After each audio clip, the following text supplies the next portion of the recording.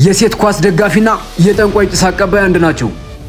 ተጫዋች ብትሆኚ ጥሩ ነው፣ ግን ተመልካች ደጋፊ እንድትሆኚ ግን መቼም አልፈልግም። መቼም! ምክንያቱም ለምንም አይጠቅምሽም። ለምንም!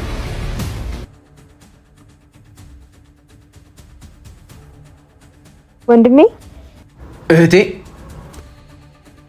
ወዴት እየሄድሽ ነው? ወንድሜ ዛሬ እኮ ኳስ አለ። ልትጫወች ነው? ማን? እኔ? ኧረ አይደለም፣ ከጓደኞች ጋር ሁኚ ጨዋታ ልናይ ነው እንጂ። ደግሞ ጨዋታው 4 ሰዓት ስለሆነ ቀድመን ቦታ ለመያዝ ነው። ግቢ ወንድሜ። አይንሽን እንዳላጠፋው። ምን ችግር አለው? ከጓደኞች ጋር እኮ ነው። ሴት ነሽ። ከምሽቱ 4 ሰዓት ኳስ ልታይ ልትወጪ ነው? ይሄ ትርጉም የማይሰጥ ነገር ነው። ሴት ልጅ ማታ 2 ሰዓት ቤት መገኘት እያለባት ወጥታ 4 ሰዓት ላይ ኳስ የምታይ ከሆነ ወድቃ ተሰንጥቃ ነው እንጂ ሴት አይደለችም። ወንድሜ ያንተ ነገር አሁን ስልችት እያለኝ ነው። እውነት ሰለቸሽ? የሴት ኳስ ደጋፊና የጠንቋይ ጭስ አቀባይ አንድ ናቸው። ተጫዋች ብትሆኚ ጥሩ ነው፣ ግን ተመልካች ደጋፊ እንድትሆኚ ግን መቼም አልፈልግም። መቼም! ምክንያቱም ለምንም አይጠቅምሽም። ለምንም! ሴት ኳስ ማየት አትችልም? ወንድሜ አንተ አትወድም ማለት እኮ እኔ አልወድም ማለት አይደለም። የምትወጂ ሁሉ ትክክል ነው፣ ምርጫሽ ትክክል ነው። ኳስ ማየት የትኛው የትሽን ክፍል ነው የሚቀይረው? ተጫዋቾቹ ስራቸው ነው። ያንቺ ማሽቃበጥ ግን ምንም ይሉት ነው። እማታደርጊውንና እማትሆኚውን ነገር ማየት መሆን የምትፈልጊውን ነገር ይቀማሻል። አሁን ግቢ።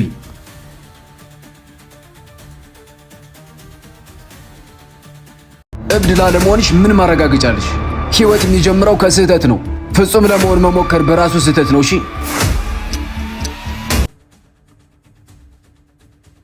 ስማ፣ አንተ ግን በምን ስራ ነው ቆመህ የምትሄደው? ምን አጠፋው ደግሞ? አንተ ያላጠፋው ጥፋት ያልሰራው ስህተት አለ? ደረትህን ነፍተህ ስትሄድ እኮ ፍጹም ሰው ነው የምትመስለው። ፍጹም የሰው ስም ነው። እንኳን እኔ መሬት ላይ የምኖረው የሰው ልጅ ፀሐይ፣ ጨረቃ፣ መሬት እንኳን ፍጹም አይደሉም። እኔ በጣም ተመችቶኛል። ጥፋት ማጥፋቱን የተመቸህ? አው ካላጠፋው እየኖርኩ አይደለም ማለት ነው። ካልተሳሳትኩ ደግሞ ተመልካች እንጂ ኗሪ አይደለሁም።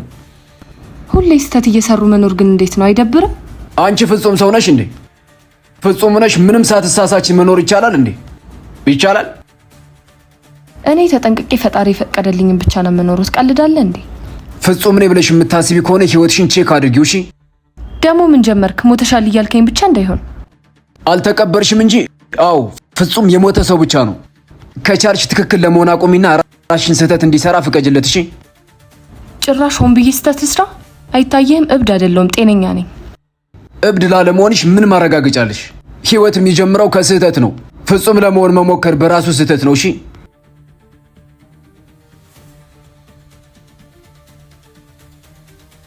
ስማኝ አንበሳው፣ አንዳንድ ሴቶች ማለት ነው ያላንተ ህይወቴ ባዶ ነው ብለው ሲናገሩ በጣም አንጀት ይበላሉ አይደለ?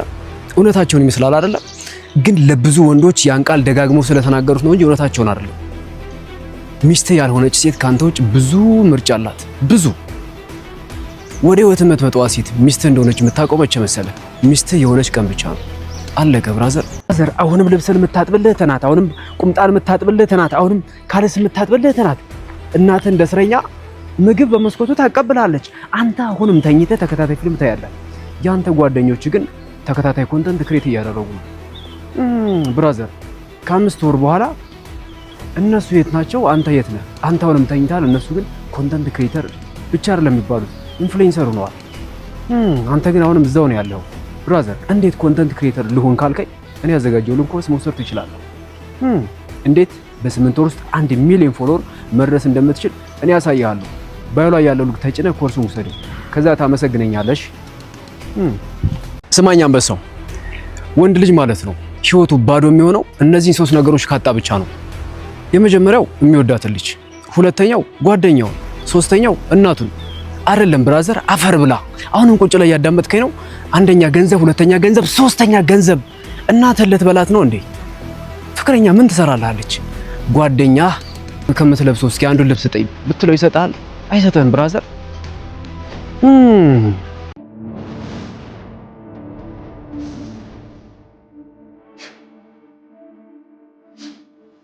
የኔ ፍቅር ለምንድን ነው ያዘጋጀሁልህ ልብስ ያለበስከው? ያዘጋጀሁትን ቁርስም አልበላህም። ደግሞ ሰውነት እየቀነሰ ነው። ለኔ የምታረጊው እንድወድሽ ከሆነ የምታረጊው ነገር እንድትሰለችኝ እንጂ እንድወድሽ አያደርግም። ሰን እኔ እኮ እንዲመችህ ከኔ ጋር ስትሆን ደስተኛ እንድትሆን ብዬ ነው። ለወንድ ልጅ ደስታና ምቾት በቁሙ መቀበሪያ ቦታ ነው። እኔ ደግሞ ሳልሞት በቁሜ መቀበር አልፈልግም። ለምን ልፋቴን ሁሉ ገደል ትከተዋለህ? አንድ ወንድ ሚስቱ እንድትሆንለት የሚፈልጋትን አይነት ሴት ሆንኩልህ። ደስተኛ ላረግም ሞከርኩ። ለምን? እኔ ነኝ አንድ ወንድ አይደለሁም። አንድ ወንድ የሚወዳትን ሴት ሆነሻል ማለት እኔ ወድሻለሁ ማለት አይደለም። ደግሞ ራሽን እንድትሆኝ እንጂ እኔ እንደምወዳት አይነት ሴት አይደለም እንድትሆኝ የምፈልገው። ዛሬ ነው ራሴ እንደሆነ የምትነግረኝ? ለምን እስከዛሬ አልነገርከኝም?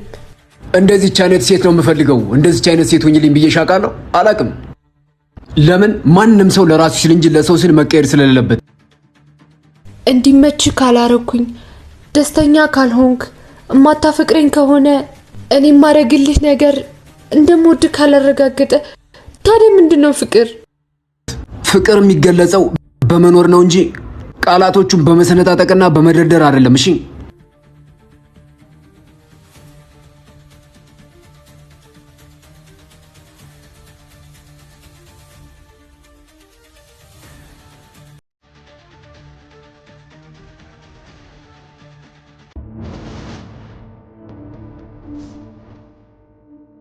ሰን እኔ የምልህ ማግባት ሰው ታውቃለህ?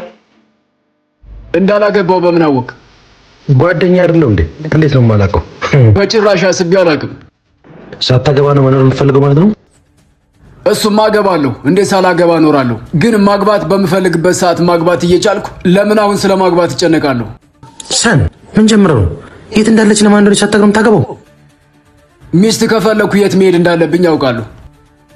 እኔ ሴቶቹን ማግኘት እንጂ ማግባት አልፈልግም። ግን ሴቶቹ የት እንዳሉ ባክ ደስ ይለኝ። ጠፉ እኮ ባክ። ሴቶቹን ከፈለክ ኢንስታግራም ግባ። ሚስት ከፈለክ ግን ቤተክርስቲያን፣ ቸርች፣ መስጊድ ሂድ። ምክንያቱም ባል የምትፈልግ ሴት የምትጠይቅበት ቦታ እሱ ስለሆነ። ሁለቱም ጋር ያሉት ሴቶች ናቸው። ምን ልዩነት አላቸው? ሚስት የምትሆን ሴት ሁሌ የተሸፈነች ናት። የምትገለጠውም ለባሏ ነው። የምትገኘው ደግሞ መንፈሳዊ ቦታ ነው። ለሚስትነት ፍላጎት የሌላት ሴት ግን ሀፍ ናት። የምትገኘውም ኢንስታግራም ነው። ግማሹ ተልጦ ግማሹ እንዳልተላጠ ሙዝ ናት። ግማሹ ተልጦ ግማሹ ያልተላጠ ሙዝ ሲቆይ የተላጠው እየደበዘዘ እየቀዘቀዘ እየጠወለገ መጨረሻ ላይ ይበሰብሳል። ሀፍ የሆነችና ሚስት መሆን የማትፈልግ ሴት ደግሞ መጨረሻዋ መበስበስ ነው። ምን አገናኘ ታዲያ? እንዳልተላጠ ሙዝ ሙሉ የሆነች ሴት ግን ሁሌ ሙቅ ናት፣ ሁሌ ትኩስ ናት፣ መቼም አትቀዘቅዝም።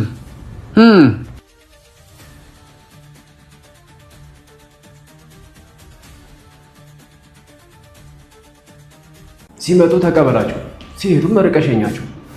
አሁን እያቃጠለች ነው ብለህ የምታማራት ጠዋት ስትናፍቃት የነበረችው ፀሐይ ናት። አሁን በህይወት በጣም የሚያስጨንቅህ ነገር ነገ የምትስቅበት ነው።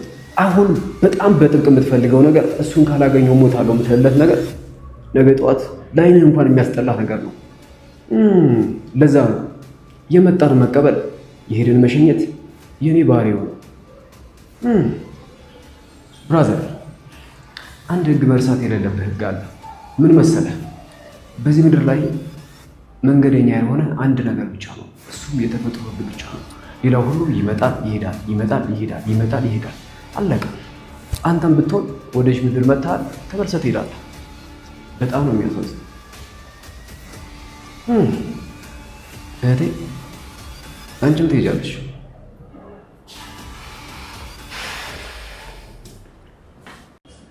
ይኸውልህ ብራዘር፣ ሲያመሻሽ የሚጨላልመው ለነገ ለጠዋቷ ፀሐይ እያዘጋጀህ ነው እንጂ መሽቶ ሊቀር አይደለም። በህይወት ያሉ ችግሮች በሙሉ አንድ ስቴፕ ራስን ከፍ የሚያደርጉ ነገሮች ናቸው እንጂ ከምድረ ገጽ የሚያጠፉ አይደለም። ችግር ሲመጣ አትበል፣ ተመስገን፣ ቀጥሎ ያለውን ነገር እንዳይ አይኔን ግለጽልኝ በለው። ምንድን ነው እንደዚህ የሚያደርገኝ? ሁልጊዜ ችግሮች የበረከቶች ሁሉ መነሻ ናቸው። ችግርን መቀበል ካልቻልክ የሚመጣውን በረከት ለመቀበል አቅም አይኖርም። እንዳትረሳው እሺ።